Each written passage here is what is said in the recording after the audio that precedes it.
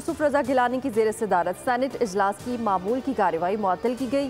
करारदाद में कहा गया कि पाकिस्तान हर किस्म की दहशतगर्दी की मजम्मत करता है।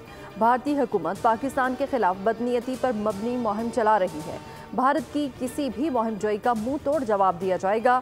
भारत के तमाम इल्जामात मुस्तरद करते हैं। बेगुनाह शहरियों का कत्ल पाकिस्तान के इक़दार के खिलाफ है।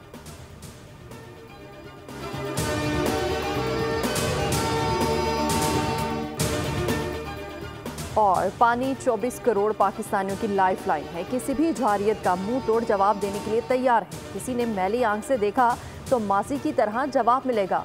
भारत वो गलती ना करे जिससे खित्ते का अमन खराब हो। नायब वज़ीर आज़म इसहाक डार का सेनेट में इजहार ख्याल, कहा कि पानी बंद करना जंग के मुतरादिफ होगा। पेशगोइयाँ भी की जा रही हैं कि मुस्तकबिल की जंगें पानी पर होंगी। बेहतर होगा कि पाकिस्तान के खिलाफ मुहिम जोई की गलती ना दोहराई जाए। अगर भारत पीछे ना हटा तो हम दो तरफा माहदों को यकतरफा तौर पर ख़त्म करने पर गौर करेंगे। भारत की हरदर्मी के बायस सारिक तंजीम गैर फाल है। सब्सक्राइब करें और बेल दबाएं ताकि कोई खबर रह न जाए।